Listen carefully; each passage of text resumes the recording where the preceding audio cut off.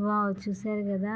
ఇంత చక్కగా ఎద్దుల బండ్లు ముస్తాబై ఎక్కడికి వెళ్తున్నాయంటే సంక్రాంతి పండుగ రోజు మా ఊర్లో ఇలా చక్కగా అలంకరించి ముందుగా ఊర్లో ఉన్నటువంటి శివాలయం చుట్టూ తిరిగి అక్కడ నుంచి చెన్నకేశ్వర స్వామి గుడి దగ్గరికి వస్తాయి. అసలు ఆ ఎద్దుల బండ్లు కట్టినటువంటి ఆ మనిషికి, ఆ ఇంట్లో వాళ్ళకి ఆ ఉత్సాహమే వేరు ఉంటుంది. ఆ రోజంతా రెస్ట్ ఇస్తారు ఎద్దులకి. ఇలా ఉరికిస్తే వాళ్ళ ఆనందమే వేరు.